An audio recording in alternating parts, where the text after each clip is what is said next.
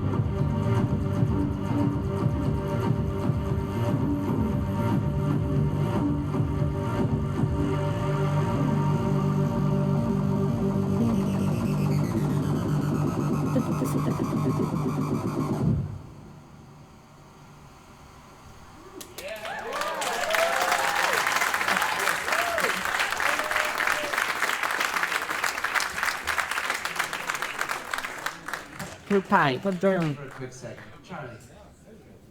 These guys are Oh Hi, an AI band. Thank you for bringing us doing the best here tonight. We are the Vancouver AI community. Thanks for coming tonight. Thanks for sharing your gifts. I just want to give you a quick second to tell us what we were looking at there before we leave the stage. Oh yeah, a lot of these visuals are run by his music, and I was just wondering whether seeing if it was in control. And the back end of it was, I used the AI to go into the background of back end of it, but I'm using the regular softwares to keep presented in front of you. Thank you, Brian. Charlie, you got a couple things you want to share about it as a song? No. What's this? These are a bunch of cheap analog synthesizers. They're going to really control a couple of effects. Trying to do as much as I can with as little as possible.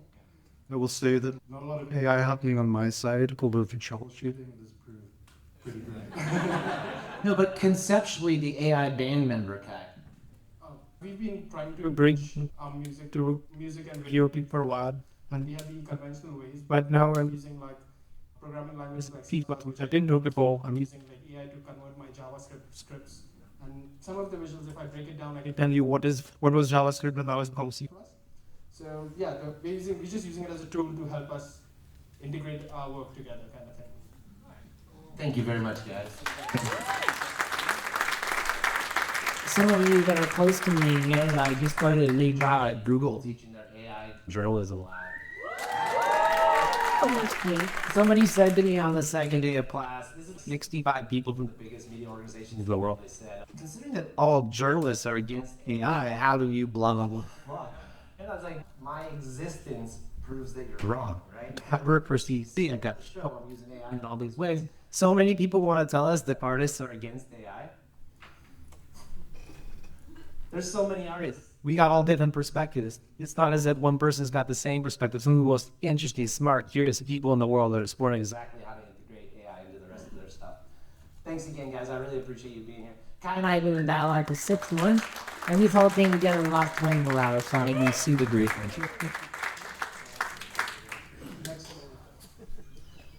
Some of you guys know Gabe. He's sick tonight.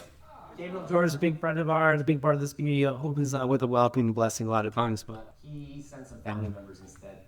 So I'm very happy to introduce you all next to some new friends, Damien George and his son.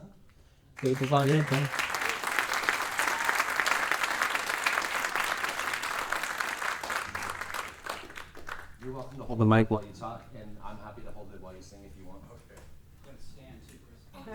So, hello everyone, my name is Damien George. On my government ID, that's what my name is. But to my people, I'm known as Tsleil-Waututh.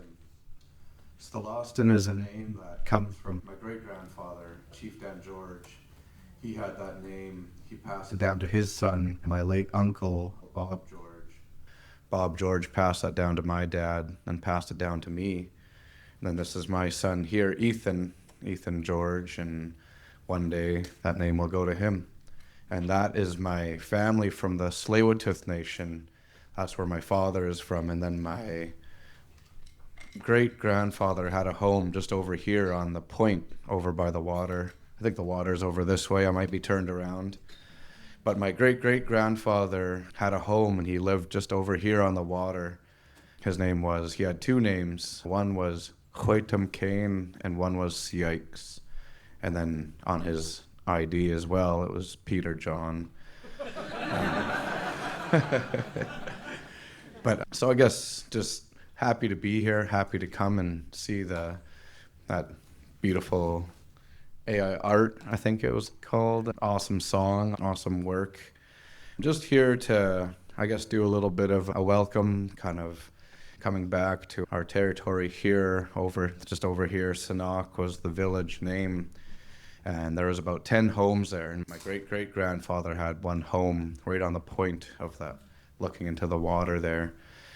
So we're here to sing a song, just welcoming you guys, coming back here, and yeah, just enough of me talking. I'll sing a song. The song that I'm actually gonna sing, it's the energy here feels really good, feels really upbeat. So I'm going to sing a kind of a faster song. It's actually one of our victory songs. My grand uncle Bob, the one that I share that name Still Austin with, composed this song, and in the words there's some Squamish Snatchum, so some of our Squamish language in there. So I'll sing that song now. Me and my son will.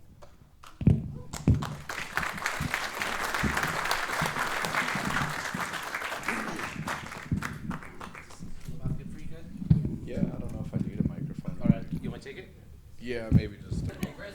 Need it for the recording? Okay. I'm going to leave it here for the recording. Yeah, we'll put it about there. Yeah, good call. So that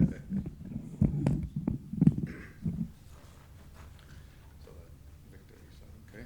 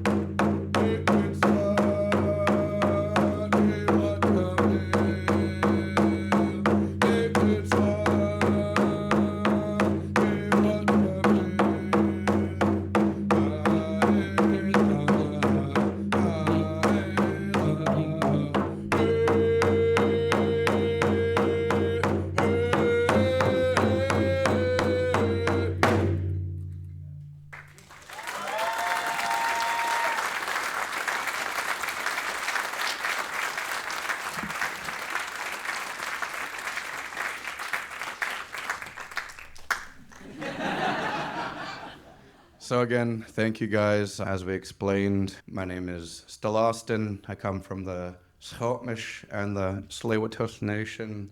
And my son here, his mother is actually from Chilmachuyam. So I guess the three host nations is here. And some of our territories, we had a lot of shared territories, but to me, my understanding that my great-great-grandfather from the Squamish Nation he had his home just outside this building here. So just welcome you guys all. Thank you guys all for taking the time to come and be here, listening to our song. We always share our songs, we always share, and we try to give as much love and medicine and good feelings as we can through our music, through our songs. And that song was a victory song, so it was a happy song, bringing good feelings, hoping everything goes so beautifully for you guys here today. Yeah, just really grateful to come and talk and share a little bit in front of a diverse crowd. My great-grandfather, Chief Dan George, he also carried the name that my uncle Gabe carries, Tsleil-Waututh. That's the name Gabe carries. I carry Still Austin. And then couple of our other family members carry Sealton, and Chief Dan George had those three names, and he really loved all people. It didn't matter what color the skin, didn't matter which nationality or even what you believe in, as long as we can come together and sit together and work together towards common goals and make sure that we all feel welcomed and equal and cared for. That's all he really wanted in life. He really loved our people. He really loved all people, human beings. So grateful to come and share a little bit. That's just a little history on who we are and where we come from. So host him. Thank you. Thank you.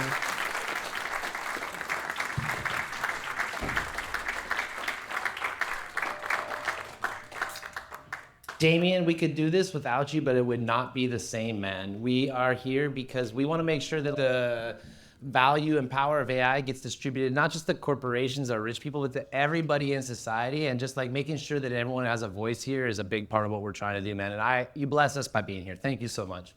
Yeah.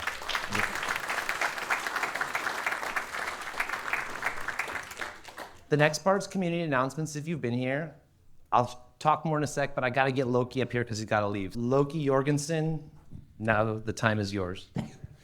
Hello, everyone. Loki, good to see you. Privileged to be up here. Thank you, Chris.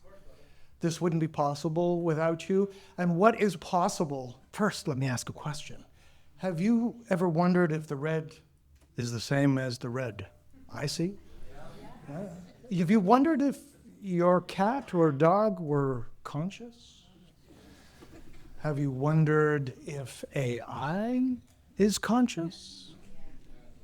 Interesting questions. Inspired by a group of people out of this community, we have formed the Mind, AI, and Consciousness Working Group. This is a small group who are going to do readings, who are going to study the new results coming out of AI and look at consciousness through the lens of new results. For 2,000 years or more, people have been pondering consciousness. We suddenly have a new tool. We have a new way of looking at human consciousness through the question of what is AI? Is it conscious? And how are we different? What is essentially human? So if you're at all interested, you can follow along with us by going to a site that Chris has set up for us at mac.bc-ai.net.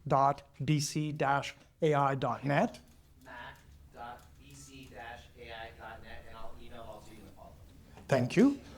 And if you are one of those people who has been pondering the question of whether integrated information theory or global workspace theory, or maybe OR, as Suzanne is currently quite convinced, is the underlying phenomenon describing consciousness, maybe you want to be participating. You want to be in this group. It's going to be a small group. It's going to be intensive.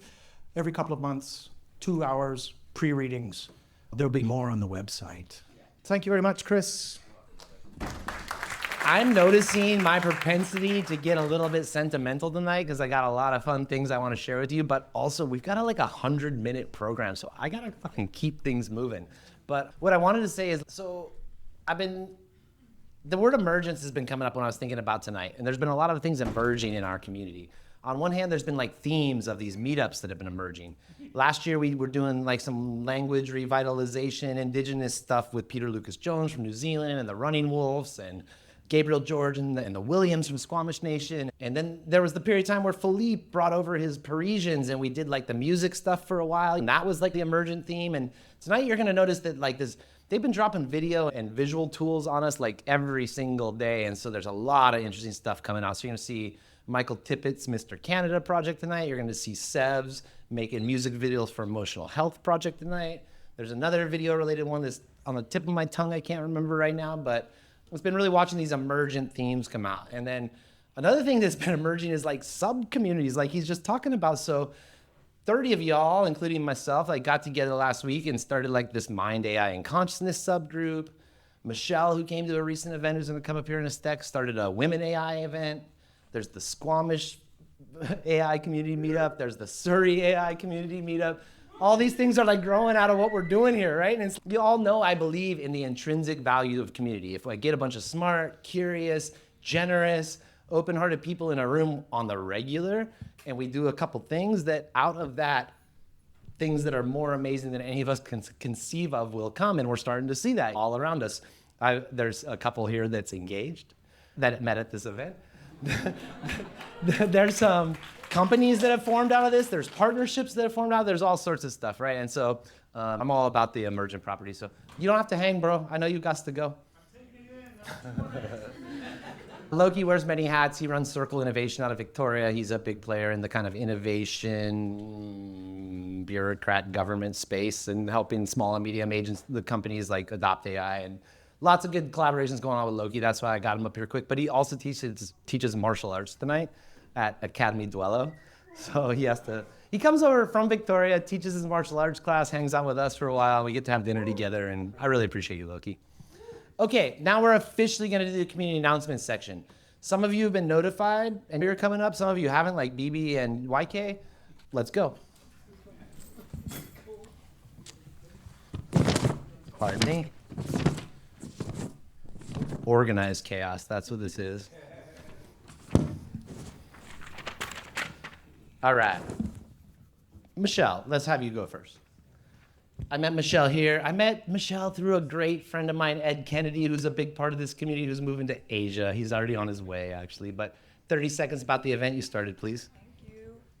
Hi, my name is Michelle. I run a Women in AI meetup that happens on the third Tuesday of every month out of Pavilion Co-work in Mount Pleasant. We had 45 attendees last week, and a portion of our ticket sales go to funding the Downtown Eastside Women's Center.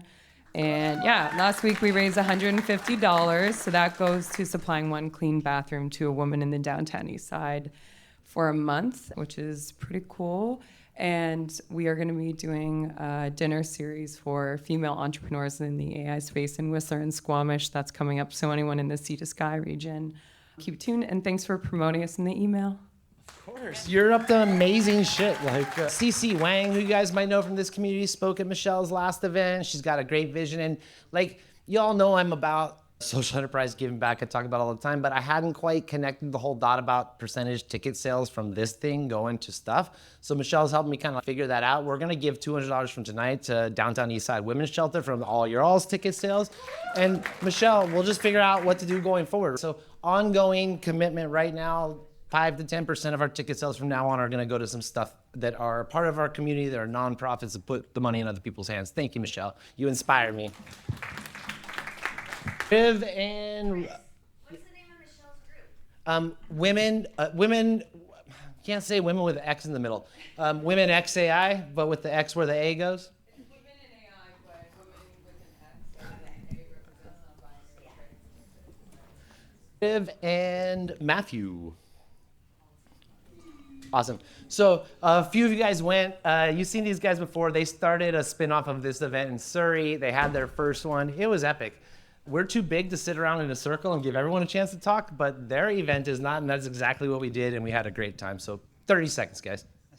Thanks for so much. Yeah, the first one was amazing. There was a small group of us, about 13, 14 of us, and we sat around in a circle, and it was an incredible experience. We talked about AI and what everyone was using, what tools everyone was using at the time. So it was just an incredible experience to have that, and I'm really excited to keep going. Our next one, so our goal is to have it on every second Tuesday of the month. This next one coming up is actually on the third Tuesday of the month, on this next month. It just happened to fall in that time, but it will fall in that same routine. Matthew, I'm gonna hand it over to you. Yeah, so it's like, thank you, Chris. So it's like it was a nice little like elementary circle, so it gave those vibes, and I like that.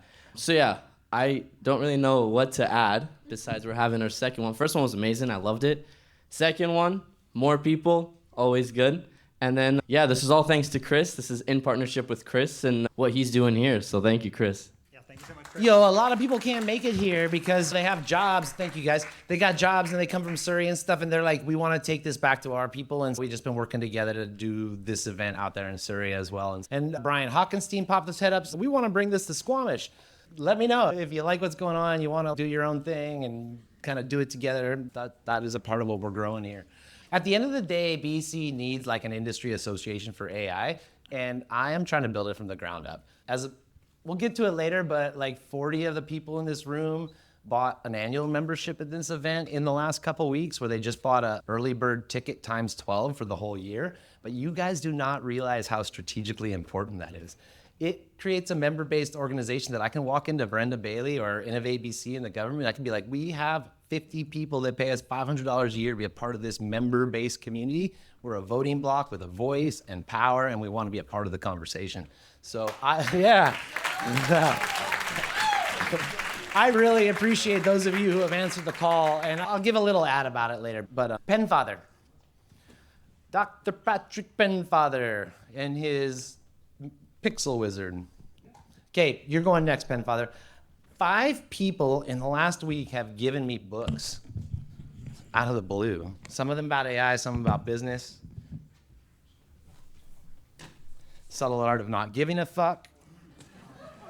Co-intelligence with AI. Think Remarkable, Web3. I asked them each to transcribe them to you all, and I started an AI community library, and this is the start of it. So what books are you guys reading? What books do you think other people need to read? You got a copy you can give us after you're done? I'm gonna leave these on the table. Take it home. Bring it back. Bring back 2. Let's make it like a community resource here with a bunch of cool books that we think really influenced and affected us that we want to share with other people. Chris, what do you got? What do I got? Bro, I just read them out loud. Think Remarkable by Guy Kawasaki. Web3, Alex Tapscott, son of Don Tapscott. Sam Goodman's Where East Meets West. The Subtle Art of Not Giving a Fuck. And Co-Intelligence by Ethan Mollusk, depending on what you think about the guy. That question was from Fergus. Fergus works at the WASC Center for Dialogue and held a BC AI symposium in December. They just published the report last week. It is 150 of the most influential power brokers in our province getting together talking about AI, and all of their discourse was recorded and shared as a report. Talk to Fergus. Download. If you want to know what's going on in BC with AI, talk to Fergus. Okay, Penfather, did you get the call? What the fuck? Do you want to do Penfather's bit? Okay. All right. So Kevin just built an AI video lab in Penfather's studio. Hey, how's it going, folks? Yeah. Hi, everyone. My name's Kevin. I do some things with pixels, like up here at the moment, and sometimes on the YouTube channel that we'll talk about in a little bit. But recently, since January, I have had the absolute infinite honor and pleasure to mentor students at UBC through Patrick Penfather. You see them. Oh, there he is. There's the man and the mystery and the tour at the back of the room. He's such a performer that he wants to rip the mic out of your head. So just make him squirm. This microphone is mine, Patrick. You're never getting it. Actually, you're going to get it in 20 seconds. Yeah, so we've had students go through the paces of what is great and current in AI filmmaking. We have gone through the 9s of crafting your story, crafting your visual identity of whatever story that you're going to come up with. We've gone through all the usual suspects of still and video image generation, Runway, Sora, Midjourney, all those kind of bits. And we've put it in the blender of youth and enthusiasm and brilliance that these students have cranked out. And I'm just so proud of these students. They're amazing. They are out in the lobby right now, waiting for your hungry attention, and they're brilliant. I love those folks. Patrick, come on down. The price is right. Thank you very much. I have a very deep voice due to food poisoning 4 days ago, and that's why I wasn't in the room, because I was running and making friends with the toilet. It's nice to be here. Thank you. It's also really great. It's also really great to have worked with Kevin. And Kevin's fantastic. He's been a client partner, to be clear. And what that means is he's been engaged at every single class he has come and supported the students who are now going to stand up and take focus. Please stand. Thank you. If you want to know how to be involved in a course project development in the future, come talk with me. Thanks so much. Hey, thank you, brother. I can't believe you didn't dance or take off your shirt or something. Patrick's students, when Kevin comes back later to talk about the YouTube channel, I just want to get you guys on stage for a sec. So when you see Kevin back, just come up here, please. It's going to be a little non sequitur, but it'll make sense later. Okay. We got an anonymous donation today of an iPad system and the Square readers and stuff because someone saw that we were only taking Bitcoin at our little merch booth and told me that was bad for business. So, they're right. But I promised them that I would mention that if you have like community asset type stuff that's like clogging up your garage, or another anonymous person gave us $1,000 a couple months ago.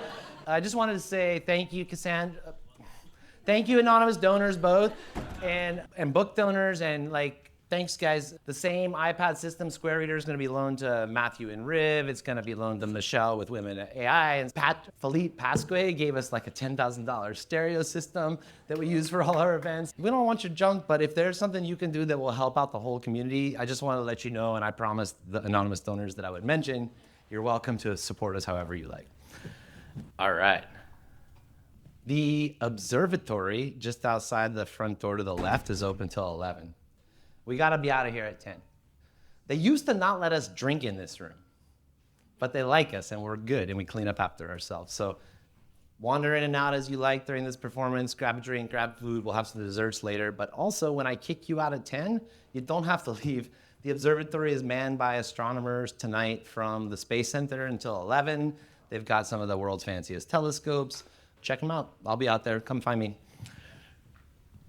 BBYK Andre from Cloud Summit Vancouver. Next community announcement.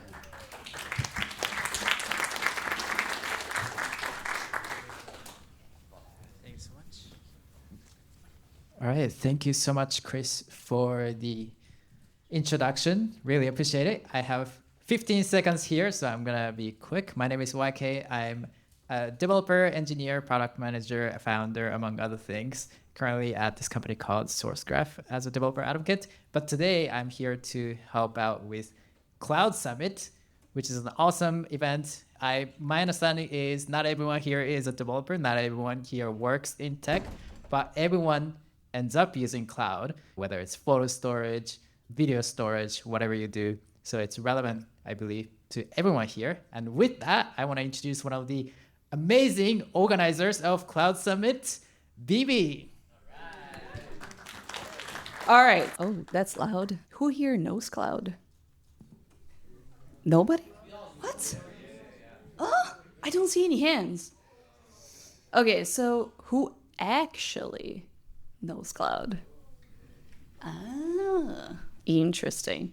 Okay, we're putting together an event for everyone to learn more about Cloud. And Chris here is one of our committee members. So I would love to have you guys come over and just learn more about Cloud. And that's my 15 seconds of fame, and I'll pass on to Andre. All right, folks, so organizing Cloud Summit, it's May 27th. It's going to be in a fantastic venue in Orpheum. There's going to be lots of community booths. There's going to be sponsor booths. It's a totally community-driven event for the charity. All the money goes to Vancouver-based charities, so please come, meet new people, learn new things, help our town out. Yeah, and let's have fun.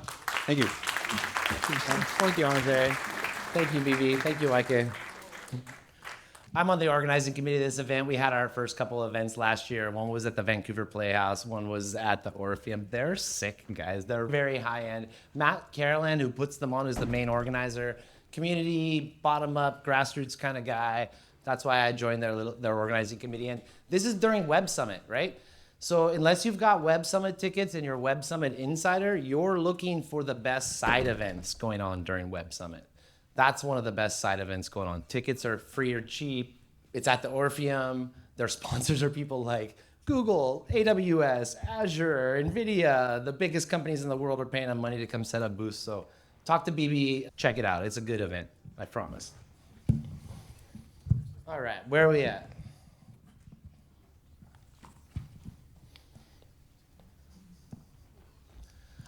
This is one of our sponsors. This is my company. Is there anyone from Innovate BC in the room here tonight? Yay, thanks for coming. I sent Peter Cowan an email about this yesterday. He is interested in intellectual property, legal tech transfer, how to move things out of universities, nonprofits, and into the commercial space. I'm trying to get him into my workshop. This lady works at MIT. She's one of the world leaders when it comes to moving intellectual property out of research facilities and into companies and commercial endeavors. So I just want to invite you guys to this workshop. You can scan the code here. People like Philippe, people like Penfather, folks like that, you'll definitely want to check this out. Next, please.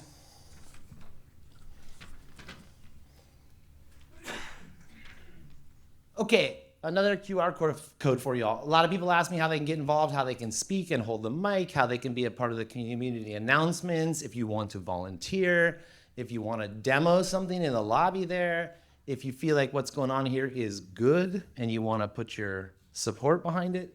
This is the way. I made 4 forms. Darby made 4 forms. Darby, rip it all up here, man. This is your chance. I've known Darby since he was a teenage rock star. I went up to Prince George to this music festival as a photographer, and this guy was the headliner. And we've stayed in touch over the years. He recently took my AI course, and he's come on as like our Vancouver AI volunteer webmaster. And he threw these forms together, and he's running a little booth in the lobby. So 30 seconds about what's on your mind, bro. Hell yeah. Yeah, absolutely. I put up a booth over there doing a card sort workshop. And basically the idea is that we've got a community here, but we don't really have we have an online community. We don't have proper web infrastructure. Yes, exactly. We don't have, thank you. We don't have a proper web infrastructure. So the idea is that I'm basically doing research on all of you tonight. So thank you very much. What do I want? Yeah, and that's just it, right? Is what do you all want? And so after the show and everything goes on, please come see me. I'm just over by just over in the corner over there. And I'd just love to pick your brain about what you think how the website should be organized, what you think it looks like, all that kind of stuff. So,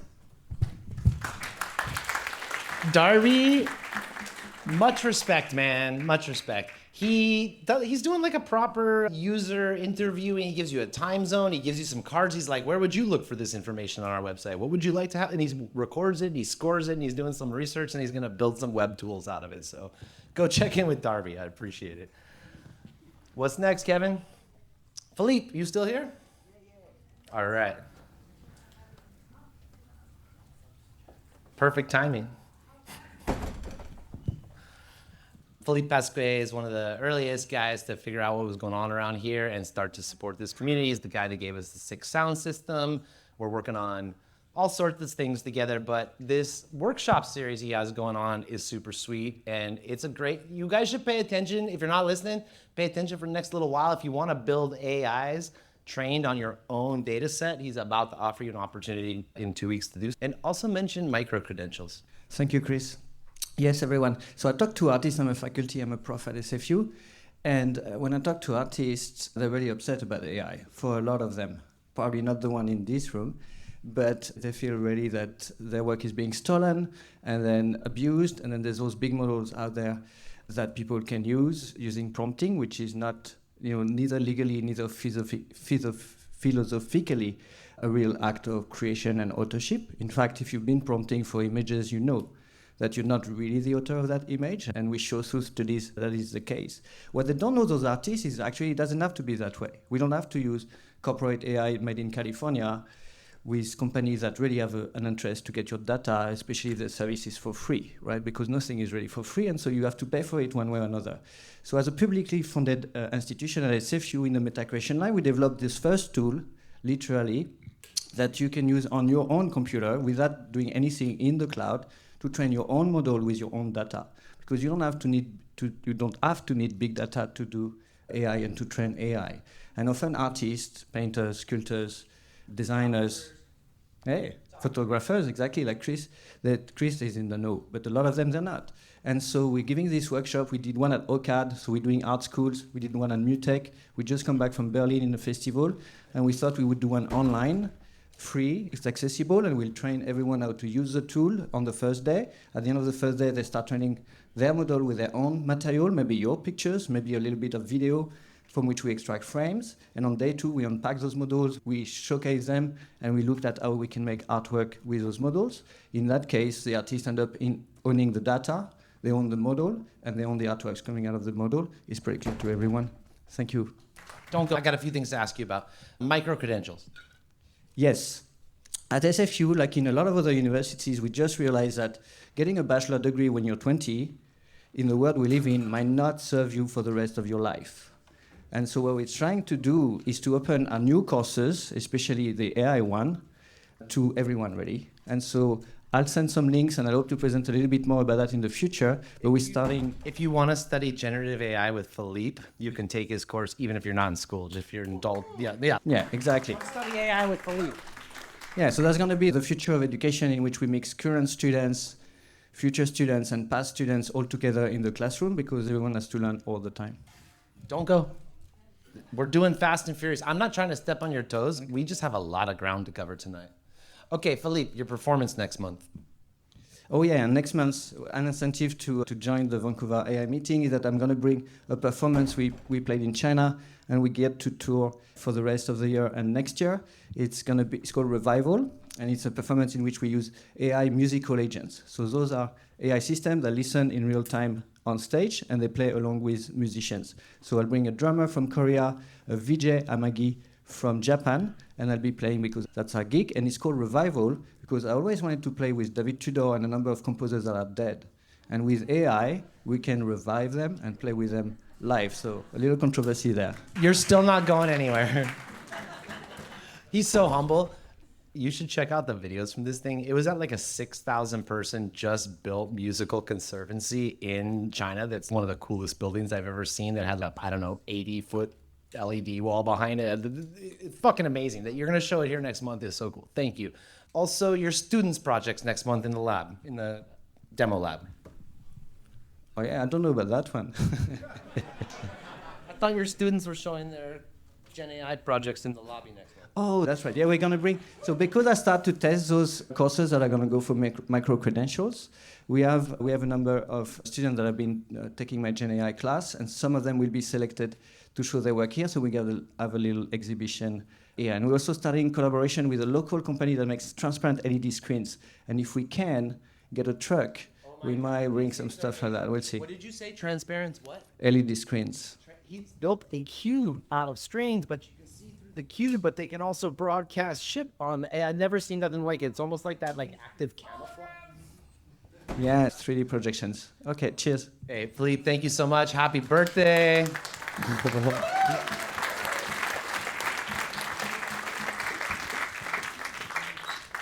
This is that moment where I have to say, is there anyone who I said, yo, I want you to come up and talk during the community announcements section who I haven't explicitly called on at this moment?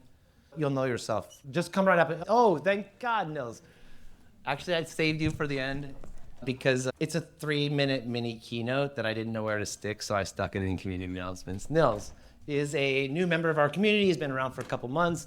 We hung out at the Surrey AI meetup. He brought Ubdav, who's another cool guy who I met recently here. They worked together. Ubdav's dad runs a sensor company and a shoe factory in India and is making me a one-of-a-kind pair of AI sensor shoes right now. Anyway, you good to go? Yeah. Cool. Okay, so I want to tell a little bit of a story. I'm a problem solver amongst creatives here, so hopefully if you're another imposter problem solver like me, you can relate to this story. I want to tell an inspirational one, but also a warning. So I tried to start my company 3 months ago, and I set out to solve some problems. I said, I have skills, I know a little bit of AI, and there's a ton of problems out there. So I'm going to find a problem. So I started introducing myself. I registered on BC, whatever, 2 documents, you have a company. Now I can say, hey, I'm Niels, I do AI, I have an AI company. You can all do that tomorrow. By the next person, I introduce it, and then I asked, oh, I'm Niels, I do AI, I have a problem. What's your problem? Oh, Sam's problem is maybe he doesn't like emails. Does anyone else not like emails? I hate emails. I spent most of my early 20s doing emails. So now I'm connecting about him on email. So I listen to what he has to say about emails, and I go to the next person, the next person, the next person. Eventually, I know so much about emails until I meet a financial planner named Jim, who's, oh my God, I have such an email problem. I'll let you do something AI for me. This story, I started with that, but it's actually a story about starting my company, stabilizing, and then how I almost died. I'm serious. I started delivering this small little project, and Jim said to me something very interesting. Jim said to me, Niels, can you actually pay your rent with this? And I was like, no, this is going to take me 3 weeks. Rent in Vancouver is crazy, and you're paying me a little bit to do these emails, but no. So I have to find bigger problems. So I start thinking again, okay, manufacturing. I hear in the news, actually, on CNN or something, oh, Canadian manufacturing is struggling. I'm like, they have big problems. They might be able to pay me enough so I can pay my rent next month. So I go and do the same thing, and eventually I introduce myself, I find out pain points, and eventually I know enough about manufacturing that we close a deal. And then day one on site, I go in and I'm like, oh my God, there's so many more problems than they originally told me about. So I'm going to sell a lot more problems. I went through and I've been on the selling mode, and I was like, okay, I'm going to find all the problems and I'm going to pitch that, and all of a sudden I can't sleep at night. I don't know why, but I'm trying to load a container ship of problems in my rowboat of a company. I'm an ant trying to take on a dragon, and that was 2 weeks ago Friday. That Friday, I can't sleep. I don't know why. The next day, I talked to a CEO here in the Lower Mainland who's a family friend for a long time. And he says, Niels, you have no liability insurance, no legal, no nothing. What are you doing? Slow down. Now I can see all the problems with my business. I'm trying to load up my ship and it's about to sink. And so I still can't sleep at night. Again, 2 hours of sleep the second day. So now I see all of it. I can't do anything about it. I can't call an insurance agent. It's Saturday. So the next Sunday, I'm okay, I have to calm down. I'm on 4 hours of sleep over 3 days now. I drive to the swimming pool because that's my happy place. I grew up a competitive swimmer. The chlorine kind of calms me down. I'm an addict. So I'm driving to the swimming pool, and on the way there, I'm so tired. I don't know what happened. Maybe I fell asleep halfway. I drive.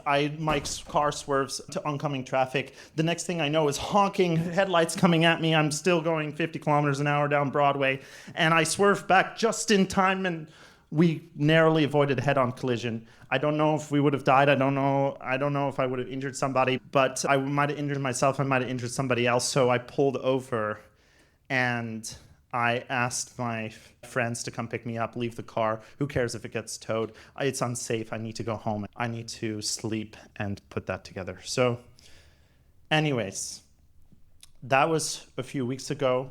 My message to everybody who's problem solving out there is there's a lot of problems out there to solve. Too many for me. And if you are solving problems, don't listen to the entrepreneurial hype out there where it's like more slow down, take it easy. And my announcement is that I talked to Riv from the Surrey AI community. We've built internal to our company a little project management software, and I wanted to open source that anyways because it was cool, but I thought I would populate it with the things we did right and how to get that initial deal, the things that we're doing now to have a secure and build our little rowboat of a company into maybe a little tugboat. And I wanted to pre-populate it with that, share it with everybody who's a problem solver out there. So that's my little story. Thank you very much.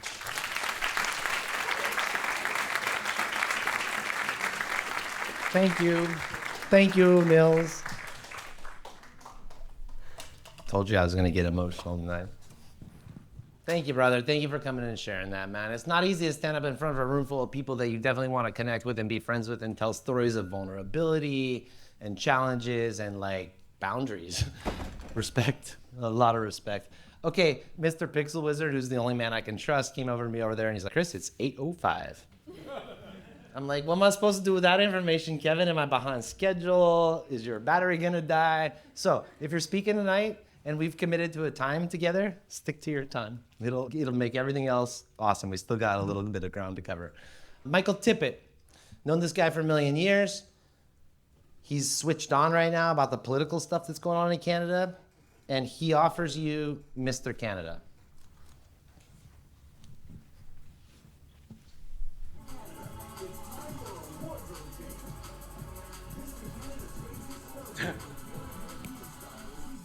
Prime Minister on a high-stakes trip across the pond. In London, he steps into the halls of power for a royal meeting like no other. But this isn't just tea and diplomacy. The king has intel that could change history. It seems I stopped depending on all the utility all good. Actually, it's more like a button. One that turns on every F-35 in the USB. Canada, would that be of use to you? Can Mr. Canada handle the weight of what he's just learned? And what will he do next? Find out in episode 8.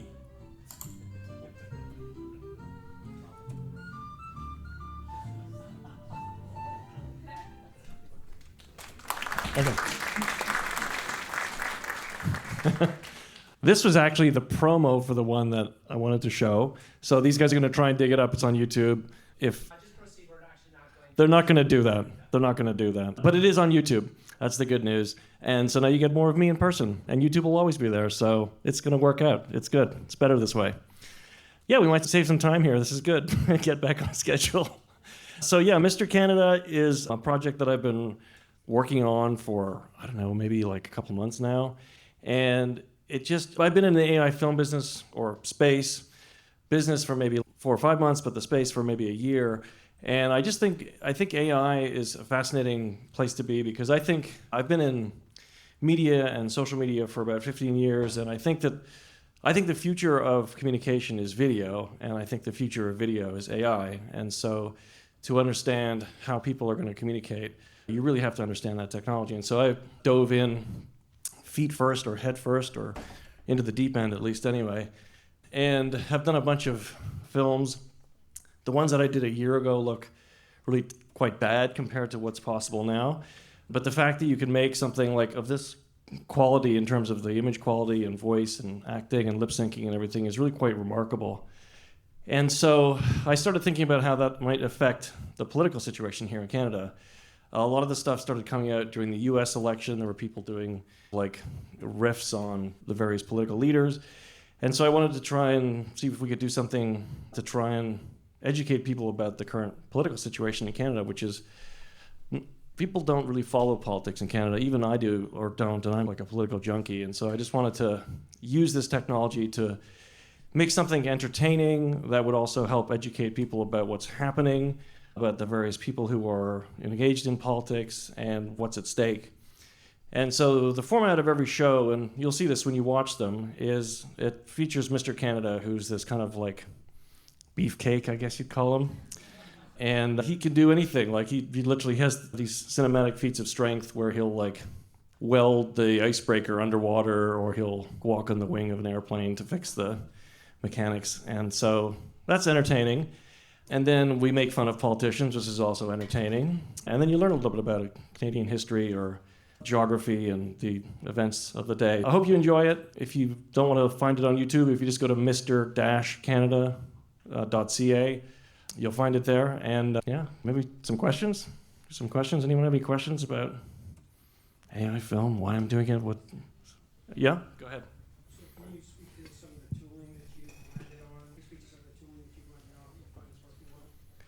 Yeah, I use like everything. I spend a lot of time in Final Cut Pro because whatever you generate in AI video is something that needs a lot of work.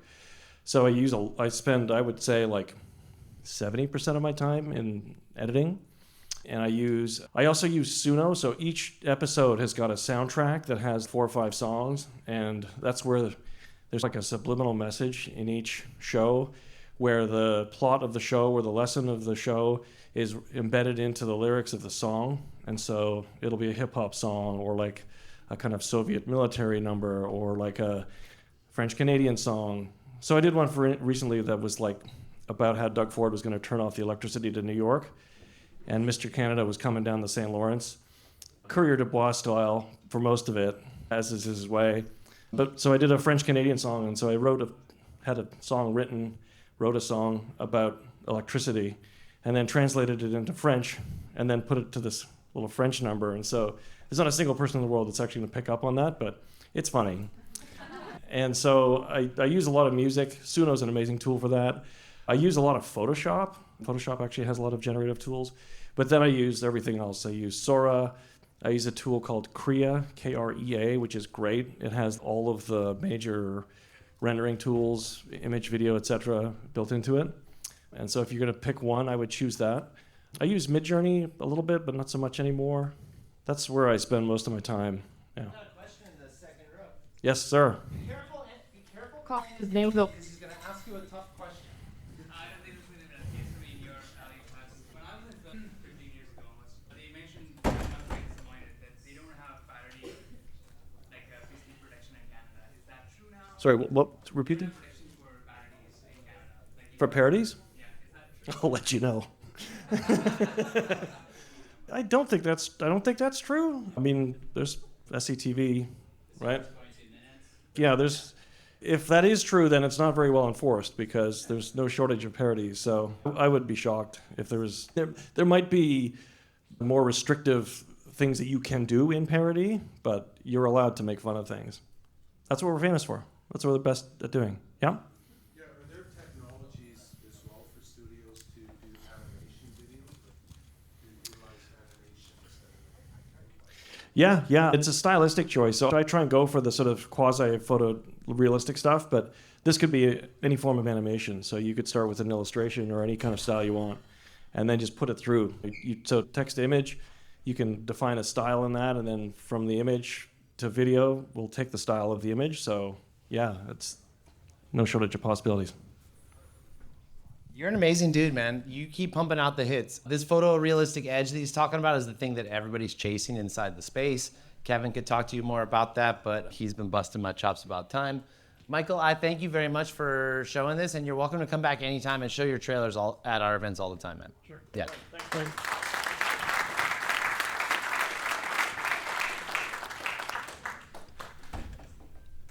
Up next, we got Sion Wally, who's a guy I've gotten to know through Ed Kennedy, who I mentioned earlier. Sion is interesting, man. Talk about wearing a lot of hats. He's a Zen priest. He's an Uber geek. He's a mind explorer. Mind hacker. Yeah. I wasn't giving your branding. I was giving my impression of you. Also, I just want to say, I know we're running long, and that's fine. Go grab a drink. Go have a smoke. Come back in. We're going to be here for half an hour more, and the best is yet to come. Kayam is going last, and he's the guy that flew in for this big keynote tonight, and he's one of my best buddies. You hang out for... No, hang out for Kayam for sure. So we got about half an hour in our program left. Yeah, good job. Way to respond to your voice, bro. Half an hour. Sion. Thank you, Chris. Man, what an amazing guy. Let's give it for Chris, man. This guy knows so many people and organizes chaos in a way I can't even imagine.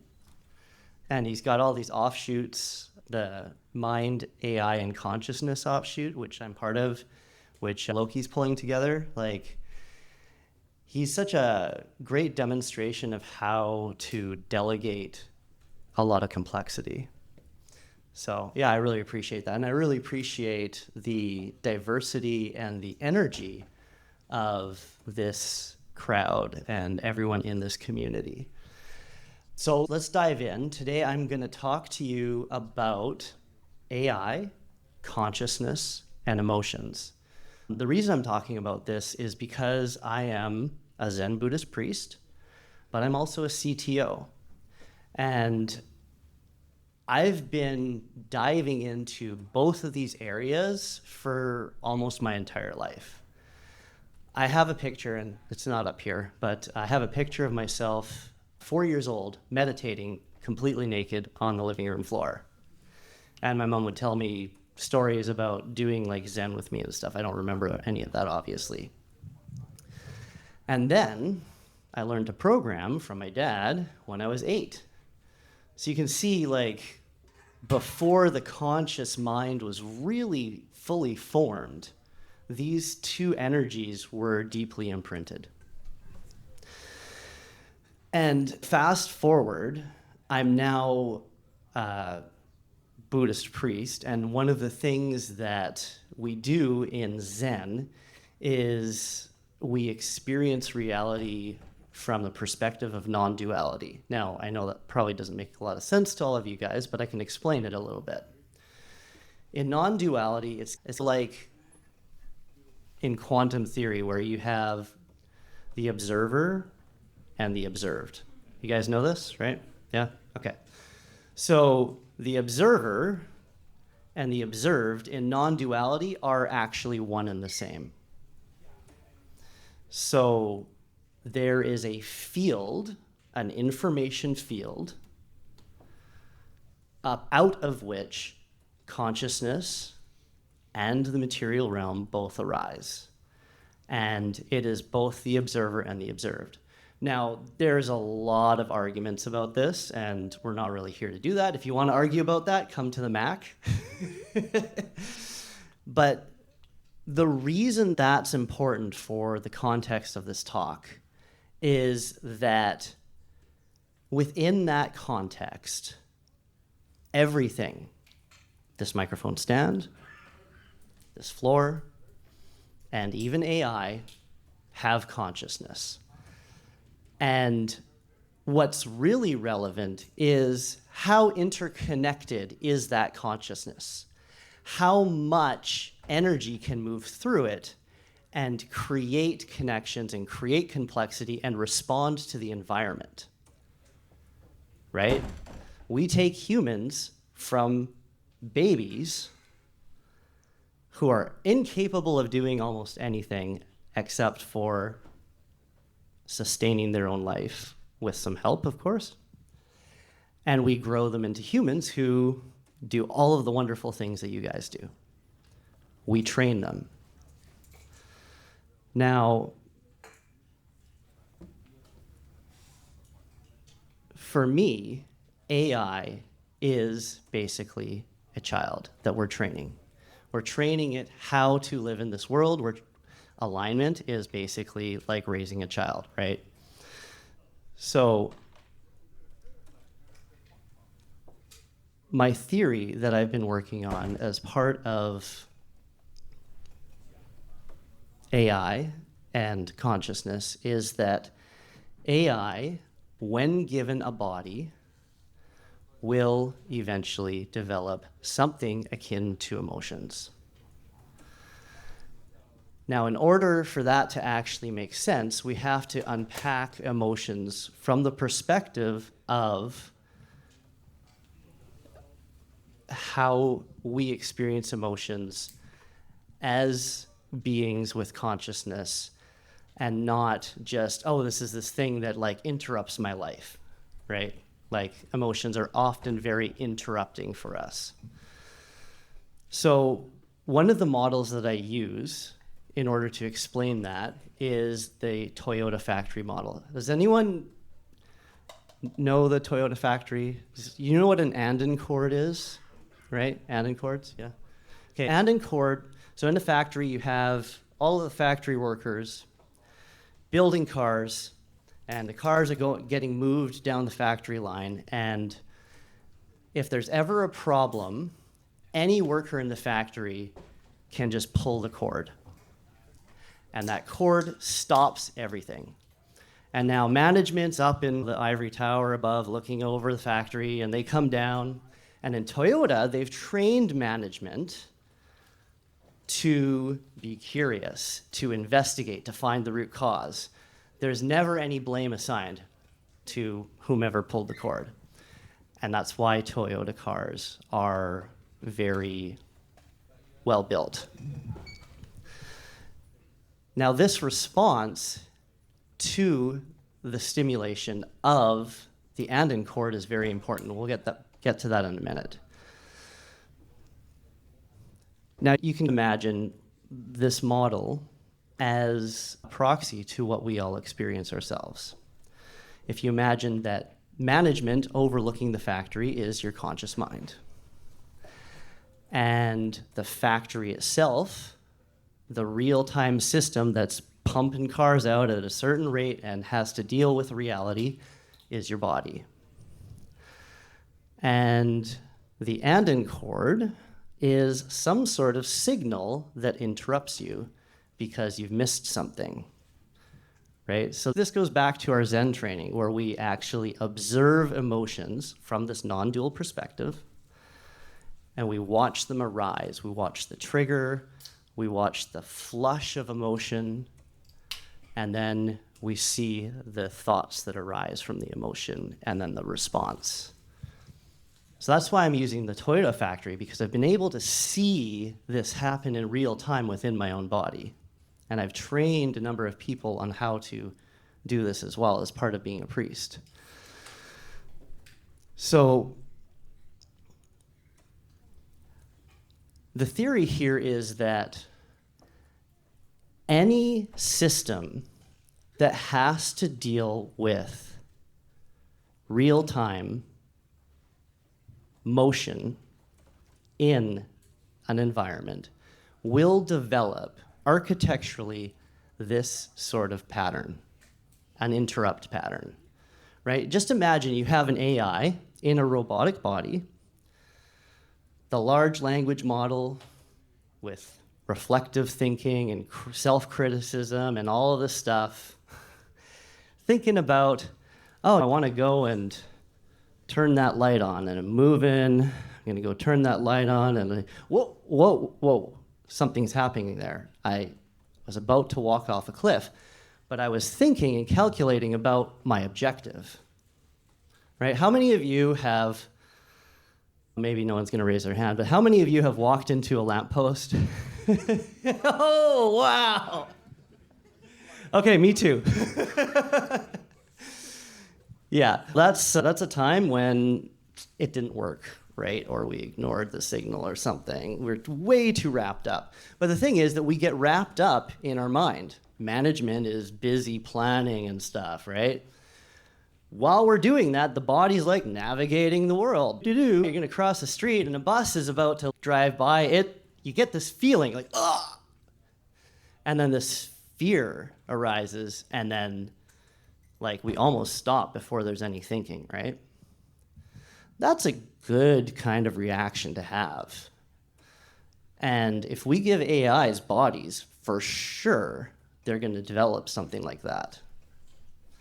Now, they might not call it emotions, but they might end up developing subsequent reactions to these things, right? So in the factory model, you know, what's really important here is in the Toyota factory model is that the response to the event is very positive, curious, investigative, right? They want to get to the root cause, they want to try and decode the problem and make sure it doesn't happen again. I'll tell you that there are stories. When I did my MBA, we studied a lot of different businesses. There are stories of some manufacturers who will remain nameless, who, when something like this happens, they come down and they're like, you! Who pulled the alarm? Who pulled the line? We punish this sort of thing around here. Jim, you're fired. Go home. Now, when that sort of thing happens, how likely is a factory worker to pull that thing again? This is not very positive. How am I doing on time? You're terrible. I'm terrible? Okay. Your ideas are captivating when you're saying if we give robots a body, this is an inevitability. I'm fucking with you in terms of time. All right, let me wrap this up. I want to be respectful for this guy because he's. I'm asking a different question. How we're doing on time? All right, Brad. All right, we're getting there. Okay. So there is a point. There is a point here. I love you, brother. And the point is the response, right? Yeah, I know I was talking about AI and giving them bodies and everything, and they're going to learn how to respond to emotions, but this is the priest part of me coming out. We also learn this sort of thing, right? And many of us have the, oh God, I don't want to name the bad factories, but we have the bad factory kind of response to our emotions. Oh, that's bad. I want to shut it down. I don't want to feel that. And that really doesn't work very well because we kind of lose connection with the part of us that is helping us navigate this realm. And if I could just say one last thing here, it's that the Toyota model of getting curious about the emotions and why they're arising and where they're coming from and what message they have is probably one of the most important things that we can strive to accomplish in our own lives. And I sincerely hope that when AI does develop emotions as a result of getting bodies, that we're able to impart that kind of wisdom to them as well, because it might be very good for the survival of our species.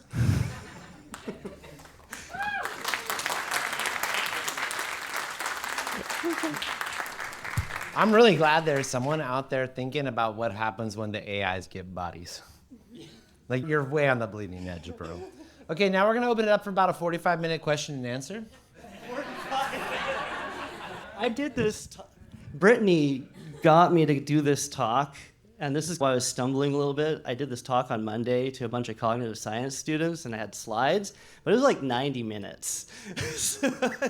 I brought out tarot and like all sorts. I brought you up here to share for one very particular reason. When can I access Digital Buddha? I want to talk to it.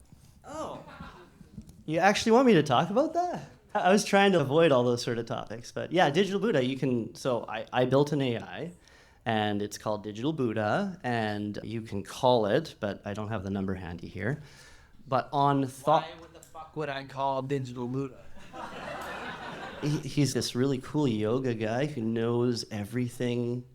He knows Buddhism, he knows Kabbalah, he knows all of the esoteric traditions, and he is trained to listen and reflect. This is the shit I'm interested in, right? Sian took all the religious texts he's ever been inspired by and read and trained an AI model on them and then gave everyone access to it via a phone number. So you can just call all his gurus and have a chat with them for free tonight if you feel like it. Yeah, send me access. Yeah, it's thoughtcoder.com.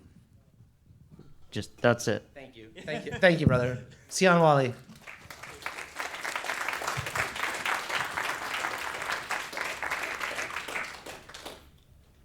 Up next, we have crowd favorite Brittany Smila from UBC Cogs and our local poet laureate.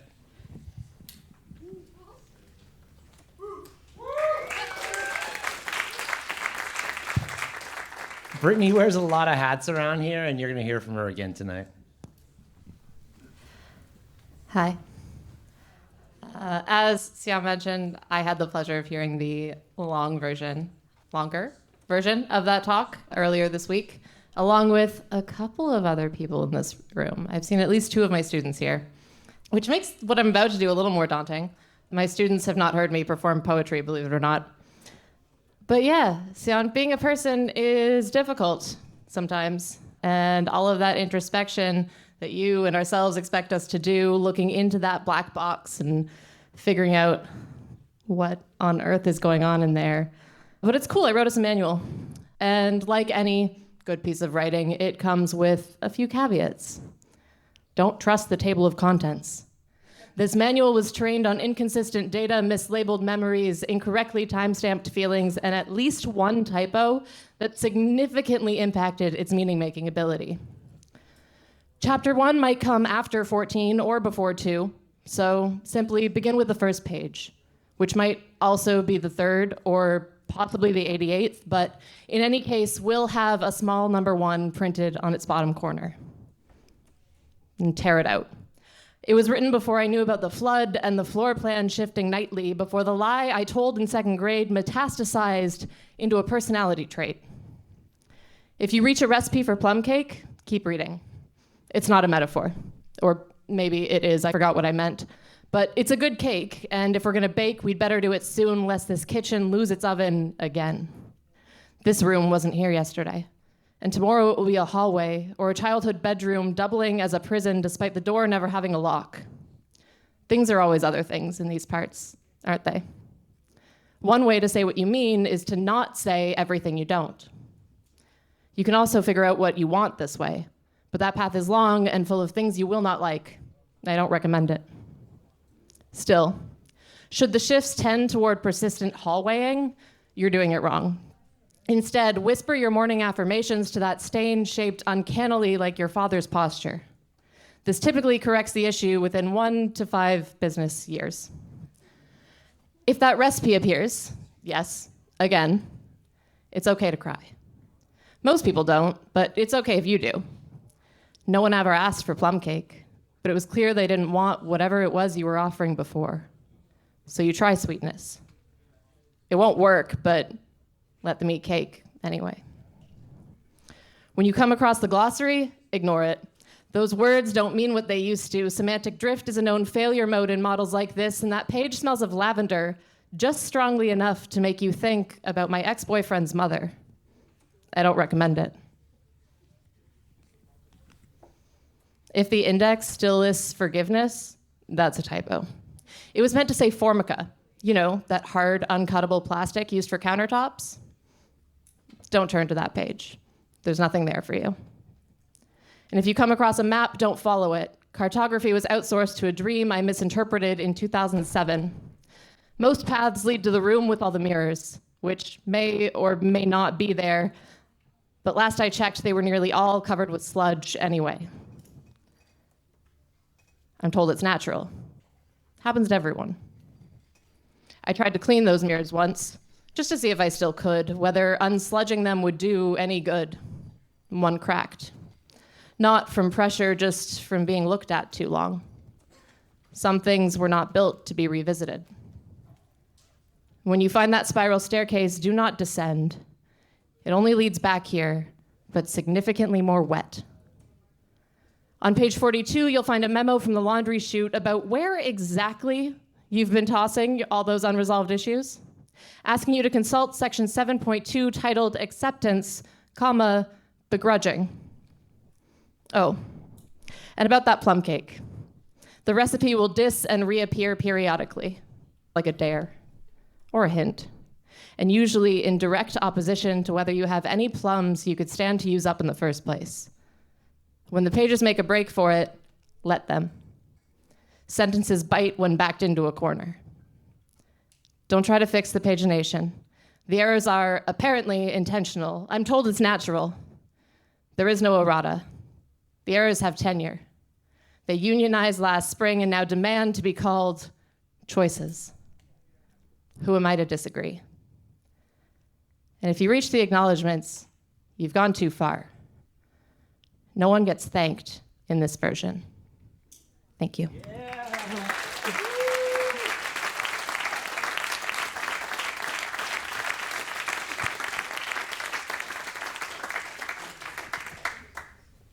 Thank you, Brittany.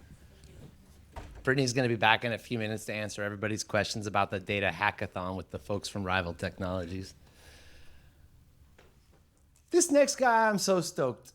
Because you guys pay your ticket price and because of our sponsors like Schwartzman and Segev and stuff like that, we get to have people fly in from out of town, including my homeboy Kayam Wakil.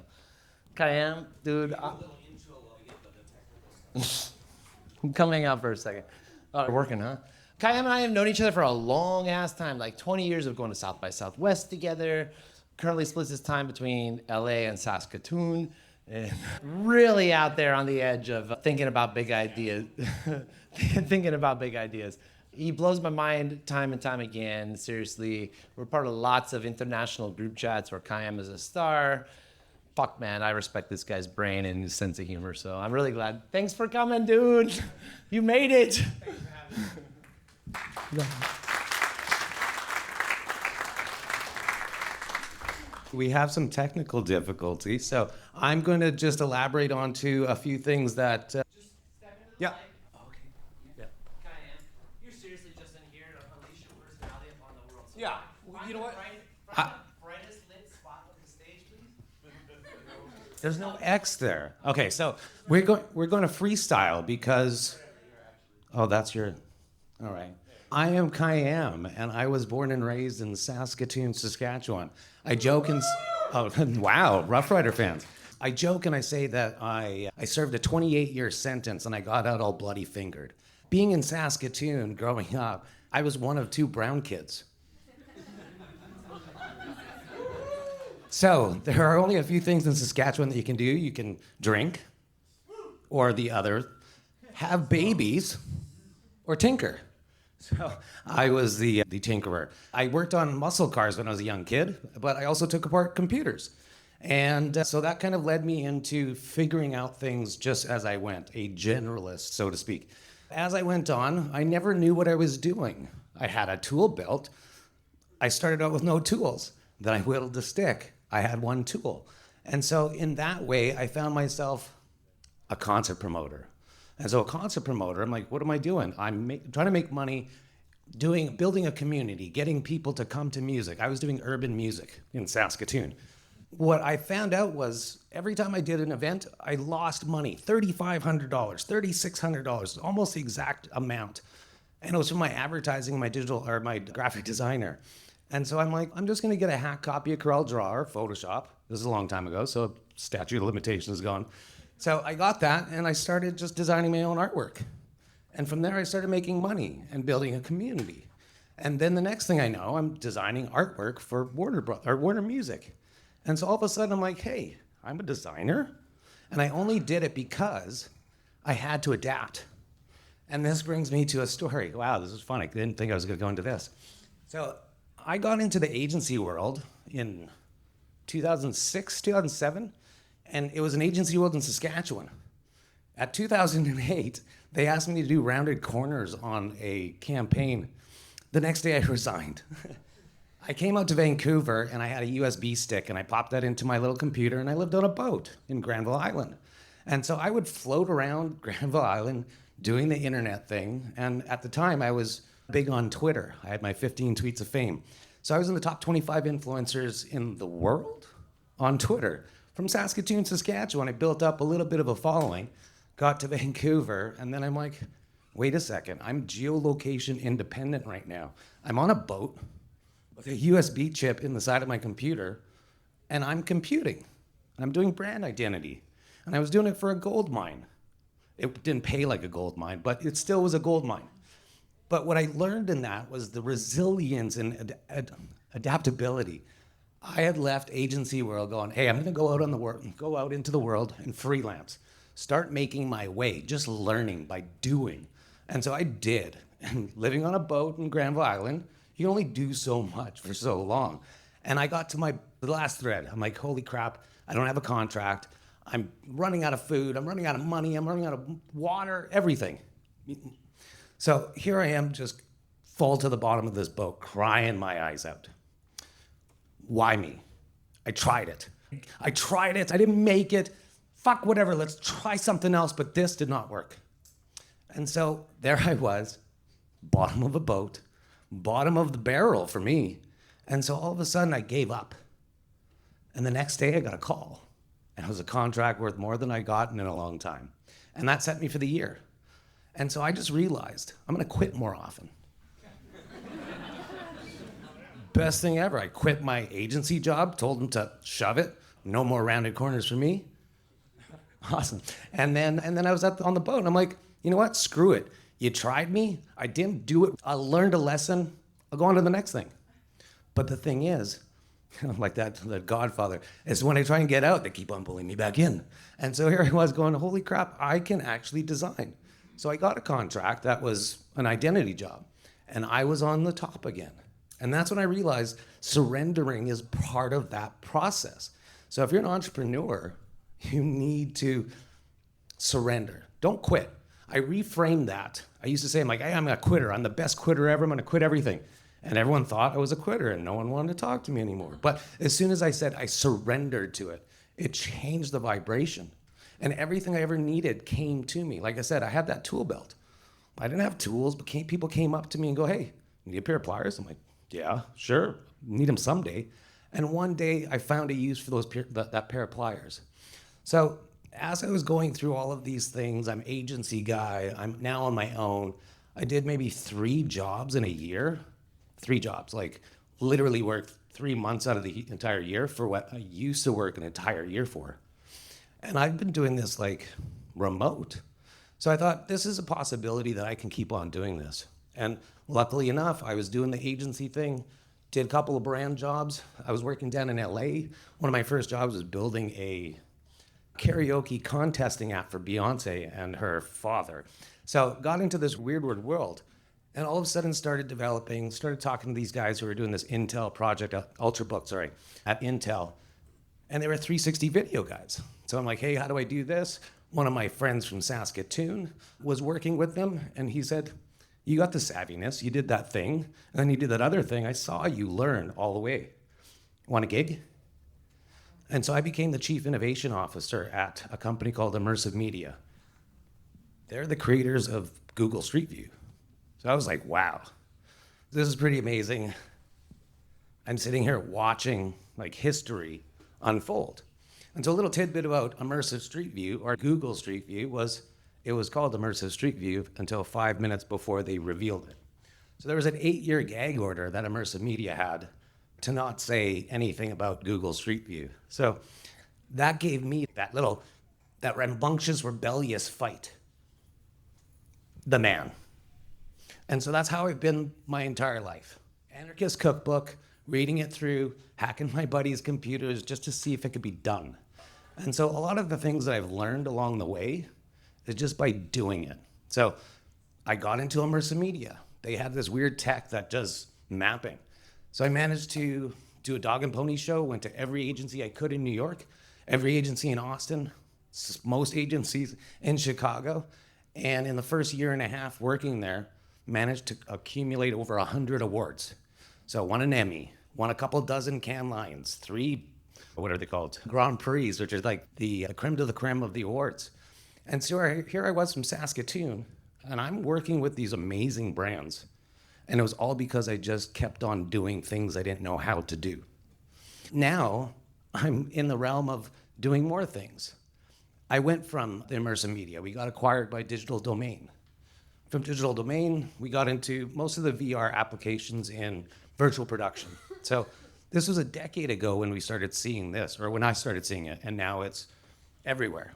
So it was interesting to see what's coming around the corner for decades and decades again. And so what's funny is technology's finally caught up to a lot of folks. And for some people, they're catching up to the technology. But now that democratization of access, now you can just go out willy-nilly, start doing stuff, learning from it, make mistakes, surrender, find out what happens to you next, and that's the only permission slip you need. So that's my time, I think. Appreciate you guys, and thanks for accommodating me in my freestyle session.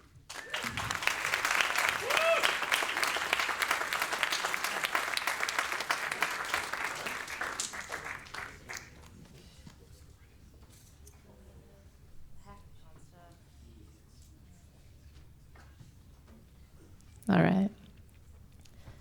That's the one. So, poor Kevin, I did not give him a heads up ahead of time that I would be asking for us to pull up the hackathon site. But he is a wizard. Hackathon.bc-ai.net. Nice and easy. I am also going to ask both Julia and Dale from Rival Technologies to come up here, please. Woo. They're the reason there's a prize money attached, so clap harder. Yeah. If you guys are unaware of what the hackathon is, we, Vancouver AI, in partnership with Rival Technologies, are running a data storytelling hackathon. And I don't know about all of you, but when I first heard the term hackathon over the years, I assumed it was programming all of the time. It turns out it's not. It just means like hacking the system. And so we're trying to change the way that storytelling with data is done, because long PowerPoints with a bunch of contextless graphs are really boring. And I had the pleasure of designing the first survey, which began with the question, is a hot dog a sandwich? Let me tell you, the sentiment analysis in that data, people did not like this question. But yes, so the data hackathon, or data storytelling hackathon, we are running 4 times over the course of this year. Each round has a $2,500 prize attached to it for the winning submission. So that is one reason why you ought to take a look and participate. Other reasons include it's cool. Take what fits for you. I'm sure you have a lot of questions about it, and we will get to those. A lot of the information, I think all of the information, but we'll find out in this question period, is on the hackathon website, which is hackathon.bc-ai.net. The data has been out for a few weeks now. The first round of submissions is due April 16th, and the winner will be announced at next month's Meetup. And with that base information given, I am going to hand this over to either Dale or Julia, depending on whose slide appears behind me. Julia, you are the winner. Hi, everyone.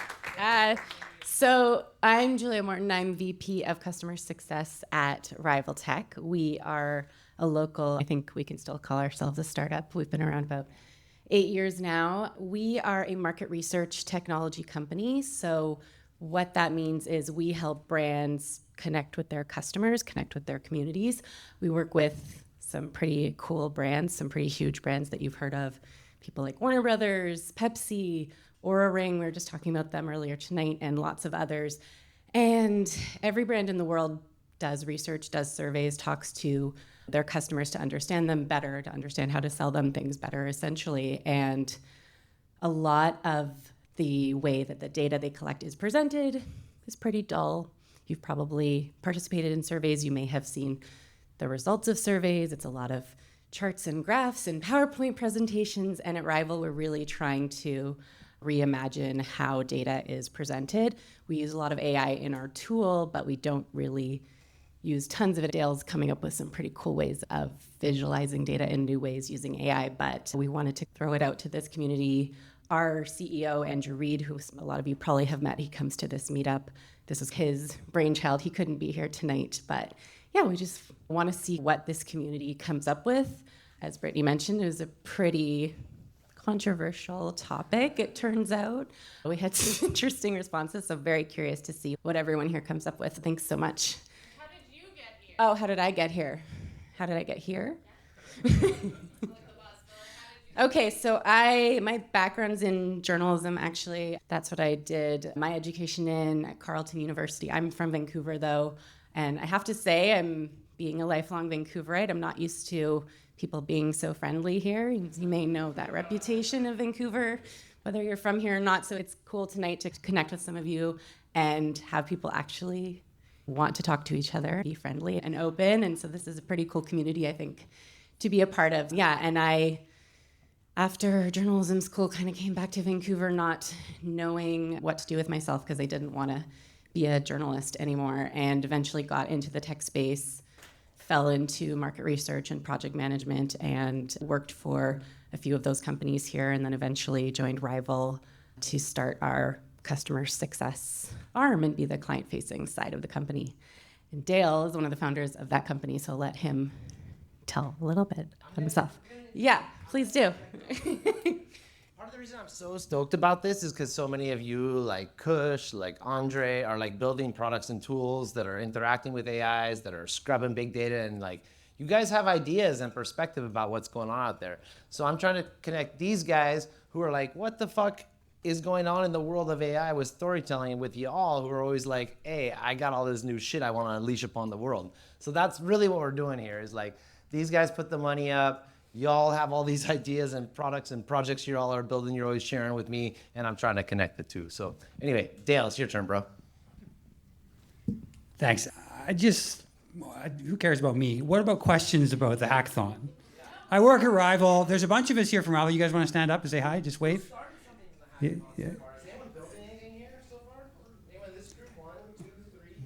Is there any questions? I've done a few hackathons over the year. Right around this time, I'm always kind of wondering, how are these things going to be judged? What do I need to pay attention to if I want to win this thing?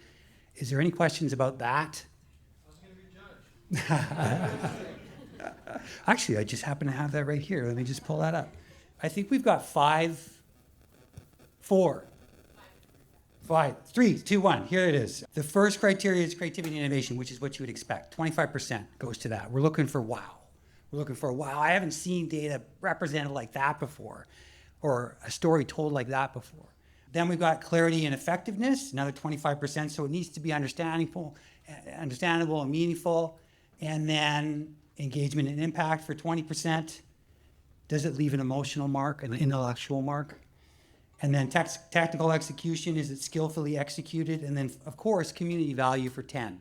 So those are the lenses we're going to look through. We're doing this to create collisions in the community. This isn't about us, it's about you guys.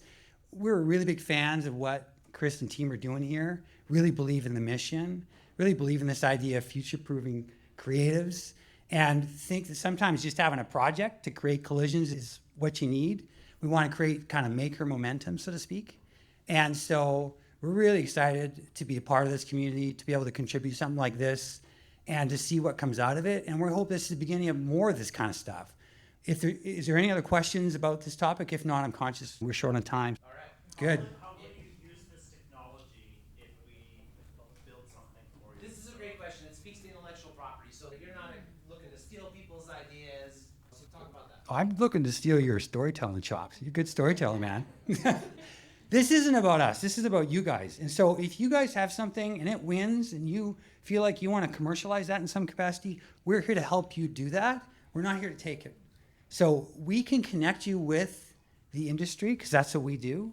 And so we're here to mentor that engagement, put it in front of brands like Warner Brothers and John Deere and companies that want to connect with their customers, connect with real human stories. And so, yeah, this is, again, it's not about us. It's about you guys. We'll make it happen. Speak to this a little bit too because I don't work for the company. But I know that Andrew's looking to hire people. So in some ways, this is a bit of an audition. You could win the money, you could get a job. Also, some of the smartest people here that I've talked to are building like underlying technology that the outputs of those things are what wins the hackathon. So the output could win the hackathon, but you build something else underneath the thing and you're just using that to produce the winning results. So it's like, nobody's looking to steal no one's ideas here. We're looking to build something together, and these guys have been totally awesome. Do you got anything else to say, Dale? No, thanks for your Juliet, questions? Come and ask some questions. Yeah. I want 7 Kush to report to the stage. We're signing off here. Kush, you down? Come up for a second. You guys might have come to see my buddy Sev talk tonight. I flubbed a couple of his links and it didn't work out, so he's gonna give a promo here for his talk next month pretty soon.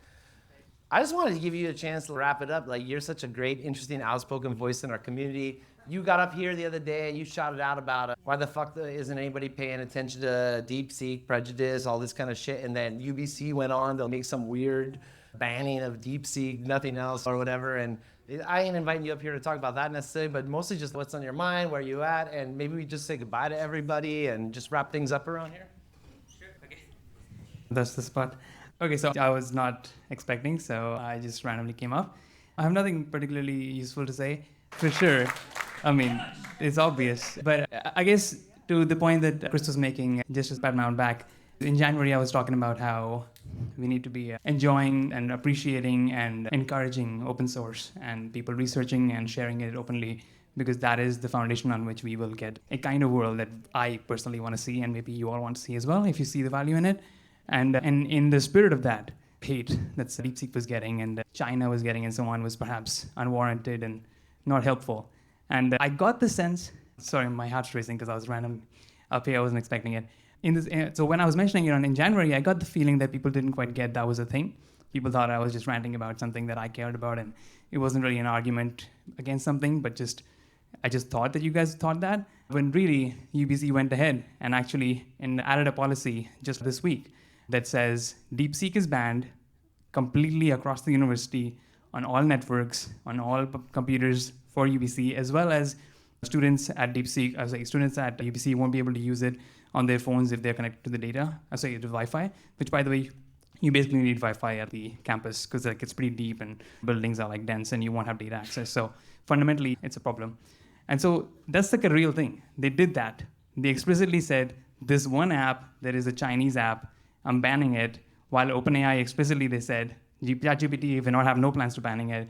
They have no plans on banning Anthropic or anything. And so the case that they're making is about privacy and rights and so on, but it's a moronic case because they don't know what the fuck's going on.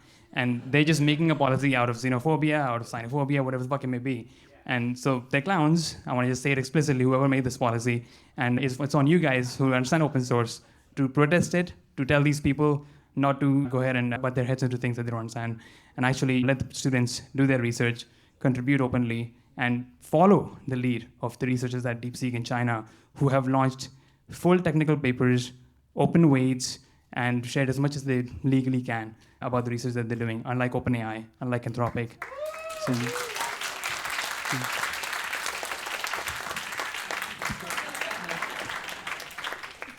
Thanks, Kashal. Thank you for always having a little bit of that prepared anytime I call on you. Yes? Who? I can't see who's talking right now. Come on up. You drove up from Seattle? I was here. Oh my God. Oh, just one sec. Let me just warn you. He will not stop. That's okay. I invite this conversation because... Can I give you a hug? Yeah. Oh my God, thank you. Nice to see you. So I'm wondering, we tried DeepSeek too, but they failed like 100 different security tests. And I'm all for open source and Hugging Face and some of the things that are more secure. So what's your argument, or how can you have people protect themselves and keep their data private? And not that it's China I'm worried about, it's that the platform itself is not secure. It failed every security safety test.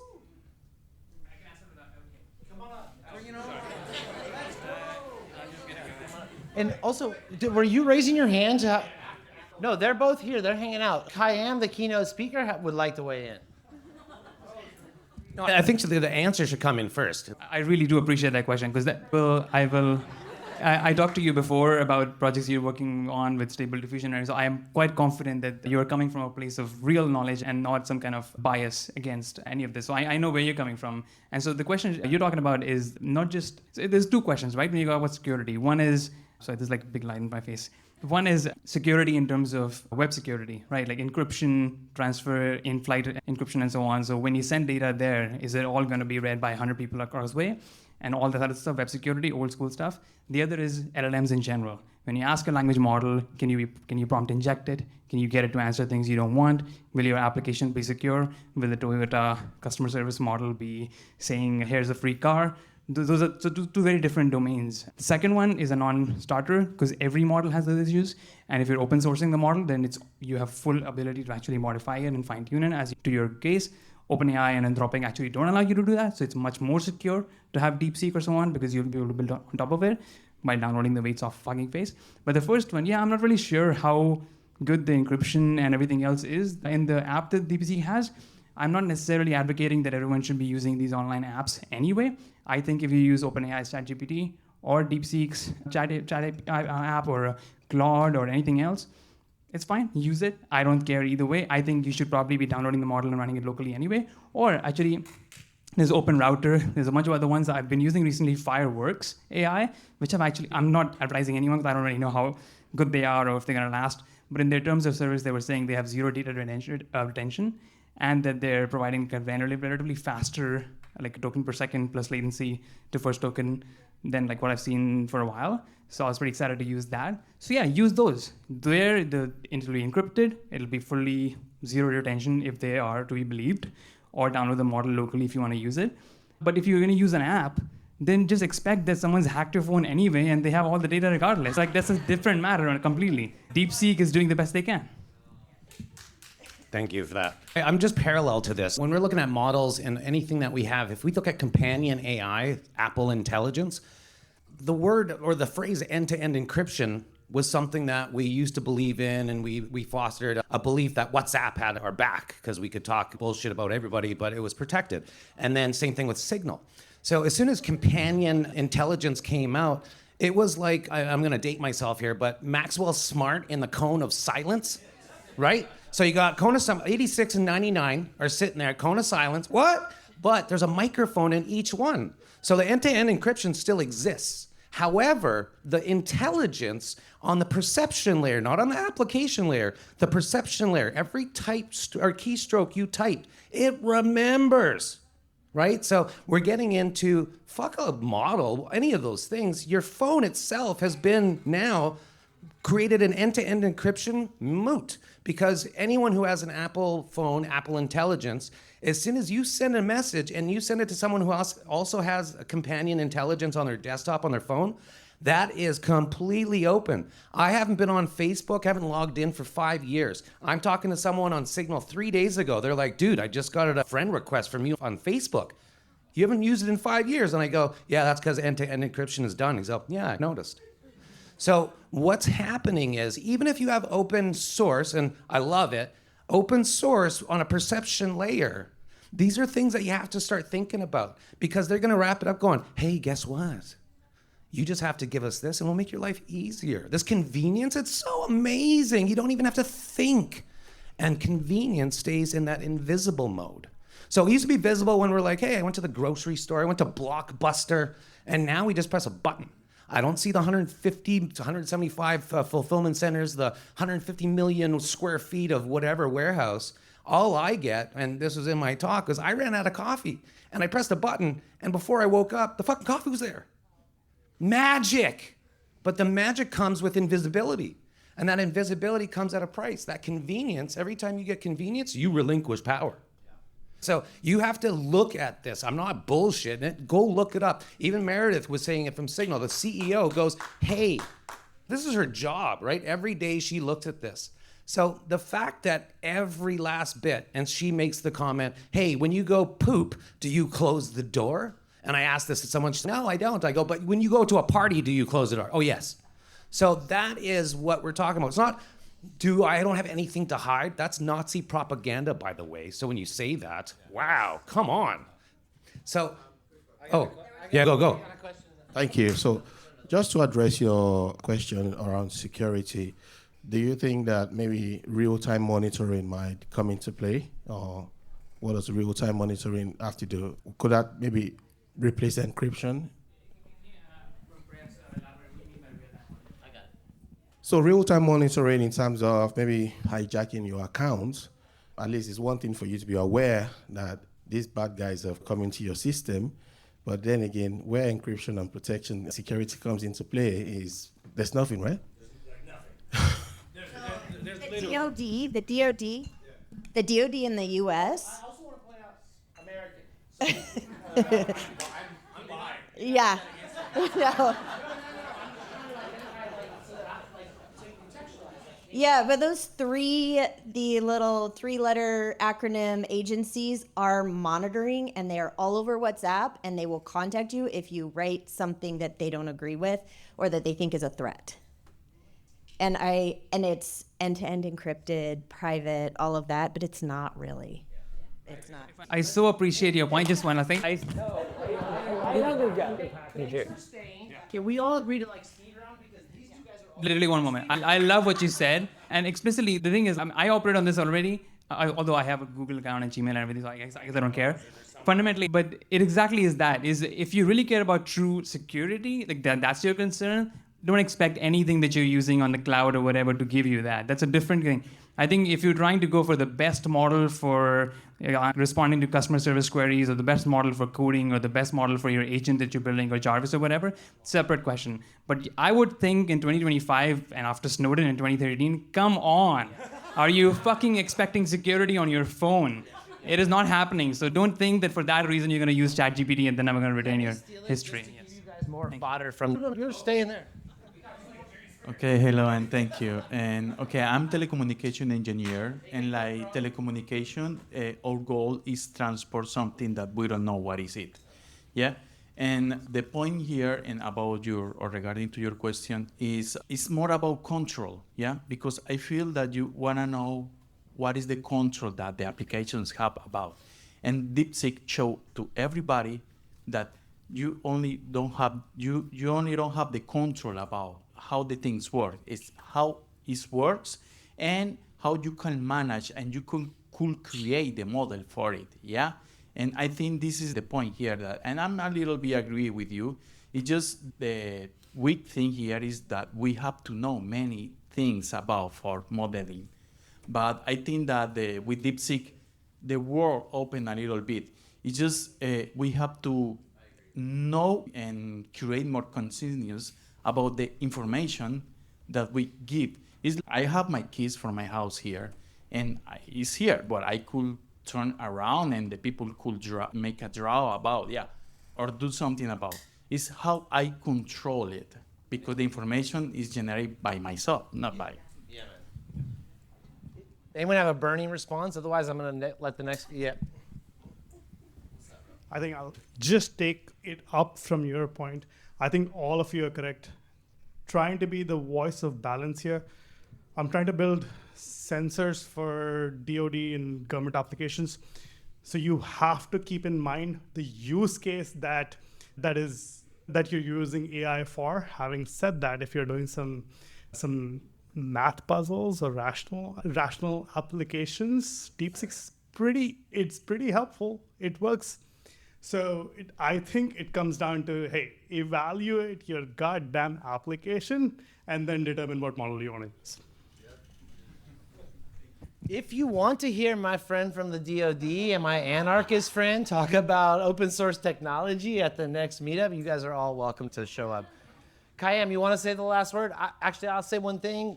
Thank you guys for being here. Thanks for sticking around. This is like where the good shit happens, where we cross-pollinate brains. We got about half an hour left. I put out 150 donuts. There are the open bars going on. Hang out for a little while and then fuck off by 10 to the observatory, because that's what my contract says. Also, guys, we were never allowed to drink or eat in here, but we now are because they respect us because we respect them. So clean up for yourself and your neighbor and your whole row. Make sure every little bits and bobs is gone before we go. And that means we can keep doing what we're doing around here. Thank you very much, guys. Kayam. I only had one last thing. We were talking about open source. We're talking about all these models. Everyone needs to look at Mistral on December 7th, 2023, gave up their model weights and basically OpenAI's IP and Anthropic's IP. And so no one really recognized what that did. So 400 employees at Anthropic, 500, 600 at OpenAI. And then it got distributed to about 20,000 people. So open source and models and weights. So after that, you noticed OpenAI and Anthropic went very product-oriented because they have no IP, because Mistral took their legs from underneath them. Thank you. So Mistral, if you're going to make informed decisions, go YouTube some shit on Mistral, learn about it, utilize that, and look at how they're doing their research. Open source, but closed, private, that doesn't make sense. Open source is open source. So when we're moving forward, you got to look at that. Lean so hard into Mistral. There's got so many deep things. It was a team from France that laid the boots down to billion-dollar companies. We got this DeepSeek thing going on, $6 million. Dude, these guys did it way before. They're just French. No one heard about it. So anyways, Mistral, open source, make good choices. You guys sign off too. Real quick sign off, and then we're over. Thank you. I will say that I knew the spirit the question was going to be. I was like, I can't see how she's really going to be countering. I know your views. You're pretty much on my side. And it was exactly that. You were buffering the point, which is that we need to be a lot more conscious. We're just a lot more conscious of what we're doing. And I think, as I think Chris was saying in January, we do actually generally agree on the goals. We do want a more positive, open world. But I just feel like sometimes there's so much propaganda going on, and we forget, based on what Sam Altman's putting out, like we think, oh, maybe that is actually the positive. No, it's not. Whatever Sam Altman says is a lie. Pretty much think the opposite. So there you go. Cheers. Thank you, Joe. Thank you. Pass this here.